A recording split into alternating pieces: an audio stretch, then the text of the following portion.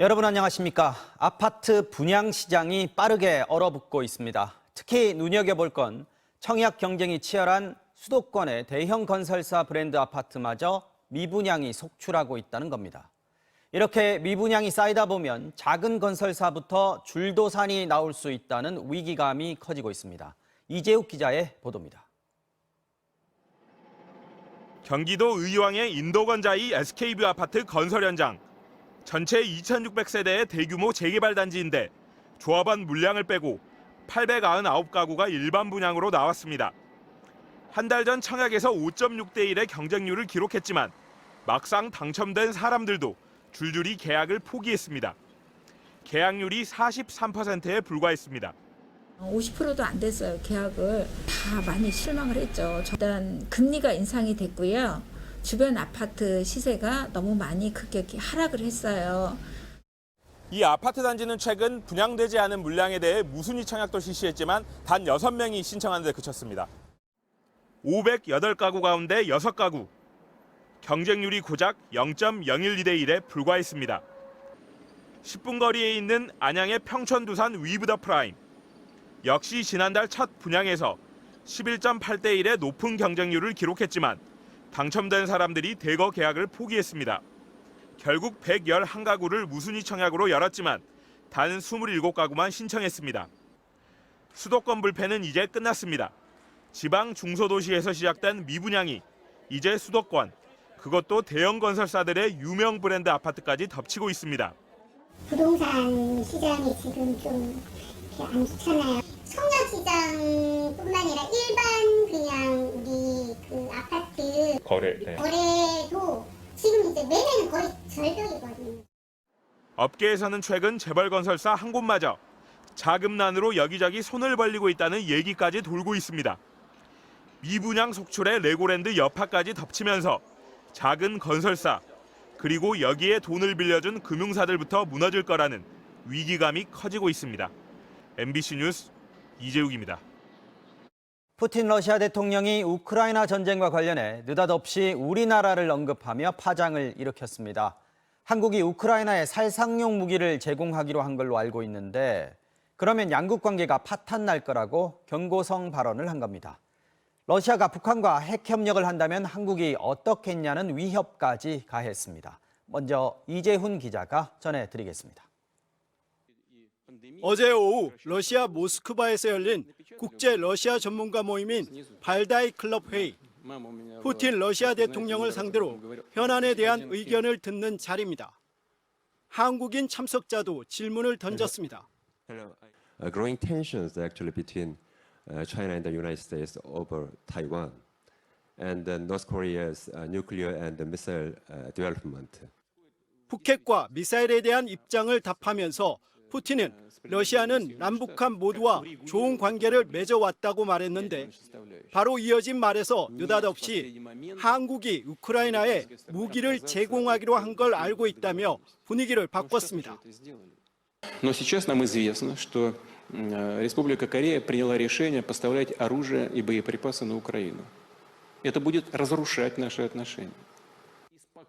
가정법을 빌어 표현하긴 했지만 한러 관계가 파탄 날 것이라는 말에 이어 푸틴은 현재 갈등 상황이 고조되고 있는 남북한과의 관계까지 언급했습니다. 그러면서 남북한의 가장 민감한 현안인 핵 문제에 대해서까지 위협을 가했습니다. Республика Корея отнеслась к тому, что мы возобновили сотрудничество с Северной Кореей по этому направлению. Вас бы это порадовало? 한국이 우크라이나에 무기를 제공한다면 앞으로 북한과 핵 협력을 할 수도 있다는 우리뿐 아니라 미국 등 서방에 대한 사실상의 협박입니다. 윤석열 대통령은 푸틴 대통령의 이 같은 주장을 부인하면서 동시에 불쾌감도 내비쳤습니다.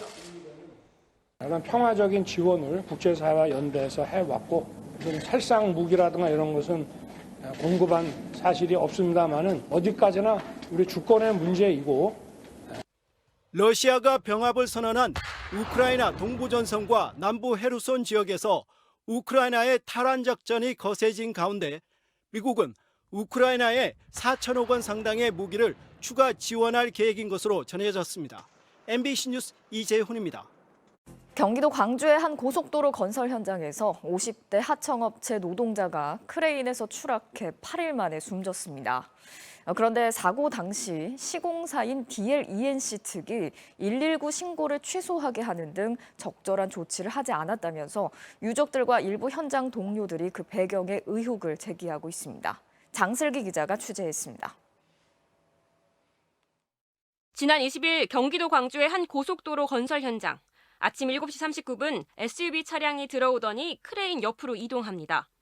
10분 뒤인 7시 49분 무언가 차에 싣는 듯 트렁크 문이 닫히고 이어 현장을 떠납니다. 건설 현장 크레인에서 작업을 하다 3m 아래로 떨어진 50대 하청 노동자를 SUV 차량에 태워 병원으로 이동시킨 모습입니다. 왜 119가 아니라 SUV 차량이었을까? 119 신고가 없었던 건 아닙니다. 다친 남성의 동료가 사고 직후 신고했습니다. 취재팀이 입수한 당시 녹취록을 보면 신고자가 사람이 낙상했다며 주변 사람에게 의식 좀 찾아달라고 외칩니다. 구조대가 즉각 출동했는데 8분 뒤 뜻밖의 전화가 걸려옵니다. 같은 신고자가 많이 다치지 않은 것 같아 자체적으로 병원으로 데려가고 있다며 신고를 취소한 겁니다. 그렇게 다친 남성은 현장에서 7km 남짓 떨어진 업체 측 지정병원에 오전 8시 20분쯤 도착했습니다. 하지만 대동맥 파열이 심각해 이 병원에서 손 쓸 수 있는 상황이 아니었습니다. 결국 35km가량 떨어진 서울의 국립의료원으로 다시 옮겨졌는데 도착한 시간은 오전 11시 20분쯤이었습니다. 그날 낮 수술이 진행됐지만 남성은 결국 8일 만에 숨졌습니다. 내부에 출혈이 좀 많은 것 같다. 근데 뭐 이렇게 하고 하는데 잘못되면은 그게 중요한 부위다 보니까 수술 중에 사망을 하실 수도 있다라고. 유족들은 왜 출동 중이던 119를 굳이 못 오게 했는지 의문을 제기합니다. 위중한 상황인데도 의학적 판단 없이 아무런 구급시설도 없는 일반 차량으로 옮긴 게 이상하고 더 빨리 이송한 것도 아니라는 겁니다. 고속도로를 타고 8-9km를 이동해야 되는 거리인데 그게 자차가 더 빠르다고 하는 거는 말이 안 되는 거죠, 출근 시간대. 당시 현장에 있던 관계자는 시공업체인 DLENC 측이 119 신고를 취소하라고 요구했다고 전했습니다. DLENC 측은 재해자가 자가호흡과 대화가 가능한 상태였기 때문에 119를 기다리기보다는 현장 차량으로 빠르게 이송하는 것이 치료에 효과적이라 판단했다고 밝혔습니다. 건설 노조 측은 산업재해를 은폐하려고 119 신고를 취소하는 경우가 있다고 지적했는데 DLENC 측은 사고 사흘 뒤 환재 신고를 했다며 반박했습니다. 유족 측은 DLENC 대표이사와 회장 등을 고용노동부와 경찰에 고소했습니다. MBC 뉴스 장슬기입니다.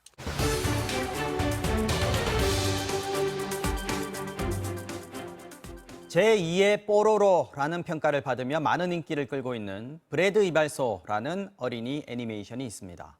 작년엔 대한민국 애니메이션 대상을 차지했고 빵과 초콜릿 등을 의인화한 캐릭터들은 각종 홍보물과 상품에도 활용되고 있는데요. 이 애니메이션 제작사 대표가 직원들에게 폭언과 욕설을 일삼고 정부와 지자체 지원금을 부정수급했다는 주장이 제기됐습니다. 손영 기자가 집중 취재했습니다. 지난해 대한민국 애니메이션 대상을 차지한 브래드 이발소. 지상파뿐 아니라 유튜브, 넷플릭스 등 다양한 플랫폼에서 인기를 모으며 대표 어린이 애니메이션으로 자리 잡았습니다. 이 애니메이션 제작사 대표가 직원들과 통화한 내용입니다. 멍청아, 진짜 대우는 제대로 그게 말이 돼? 아, 나 진짜 이제 빡쳐. 일부 직원들에게 인격 모독적 발언을 하고 회의 중에 갑자기 키보드를 막 그냥 주먹으로 내리치다가 막 욕설을 내뱉고 이제 자기 몸에 못 이기셔서 막 사무실 내에서 소리 지르면서 쌍욕하면서 폭언과 욕설도 일삼았다는 주장이 제기됐습니다. 너는 몸값이 싸니까 사용하는 거야. 네가 잘해서가 아니고 신입이 다루기 쉬우니까. 단체 대화방에서도 이어졌는데 사회초년생 같은 약자들이 타깃이었습니다. 사실상 야근을 강요하기도 했다고 합니다. 항상 퇴근하기 뭐 10분, 20분 전에 카톡으로 이것 좀 해. 부탁하는 말씀이 아니고 해? 찾아놔. 지원금 부정 의혹도 제기됐습니다. 본사가 광주광역시에 있어 지금까지 지자체에서 8억 원을 지원받았습니다. 인큐베이팅이랑 초기 제작과 관련된 것과 그다음에 제작비의 상당수와 어떤 시설들을 광주에서 지원을 받았고 본사 사무실을 찾아가 봤습니다. 간판도 없고 직원도 없습니다. 식사용으로 알고 있거든요. 전기를 거의 쓰지도 않으니까 거의 뭐 사용을 안 하는 거죠. 지자체 지원금을 받으려고 가짜 사무실을 만든 겁니다. 무슨 감사나 그런 게 나왔던 것 같아요. 부랴부랴 컴퓨터 이런 거 다 들고 광주를 내려간 적 있거든요. 일하는 척 하고 있으면 된다라고. 현장 점검을 실시한 광주정보문화산업진흥원은 올해 4억 원짜리 지원 사업을 탈락 처리했습니다. 조그마한 오피스텔 하나 얻어서 그냥 우리 현장 실사 봤을 때 작업을 하는 것처럼 급조해가지고 탈락을 통보하고. 문체부 산하 콘텐츠진흥원에서도 3년간 15억 원이 넘는 지원금을 받았는데 사무직원을 PD나 작가라며 가짜 서류를 만들었다는 의혹도 나왔습니다. 이거 좀 써주시겠어요? 라고 하면 이제 스토리보드로 적혀져 있는 저의 새로운 계약서인 거죠. 그냥 지원금 받으려고 이렇게 바꾸는 거예요. 라고 그냥. 전문 인력 육성에 쓰라는 지원금을 인건비 절감에 이용한 겁니다. 이렇게 허위로 조작을 해야 되는 거냐, 불안하다, 나중에 이거 걸리면 어떻게 되는 거냐 이렇게 말씀을 드렸는데 원래 다 그렇게 하는 거야 라고. 가짜 계약서로 돈을 타냈다는 의혹도 있습니다. 외주사에서 실제로 이 업무를 하진 않았는데 그 계약서를 다 새로 만들어서 그 정부 지원금으로 돈이 나가고 이런 게 있었어요. 제작사 측은 의혹을 모두 부인했습니다. 직원들한테 욕한 적 한 번도 없고 지원사업 부정수급한 적도 없고요. 하지만 취재가 시작된 뒤 갑자기 콘텐츠진흥원의 인건비 지원금을 반납 처리한 것으로 확인됐습니다. 그러면서 제보자를 색출해 법적 대응을 하겠다며 기자에게도 막말을 퍼부었습니다. 별 쓰레기 같은 것들 말은 다 듣고 지금 기자가 돼가지고 이러니까 기레기게 하는 거 아니에요. 쓰레기 같은 인간은 보호해줘야 되니까 뭐 누가 말했는지 알려줄 수 없습니다. 이런 말 하는 게 말이 됩니까? MBC 뉴스 손령입니다. 자신의 아내와 두 아들을 잔혹하게 살해한 뒤 범행 은폐까지 시도했던 40대 남성이 구속됐습니다. 법원에 출석하면서 취재진과 만난 이 남성은 오랫동안 기억을 잃었었다면서 횡설수설하더니 피해자에게 책임을 돌리는 듯한 발언까지 했습니다. 김현지 기자가 취재했습니다. 부인과 두 아들을 살해한 혐의로 긴급 체포된 남성은 처음 모습을 드러냈을 때만 해도 미안하다며 흐느꼈습니다.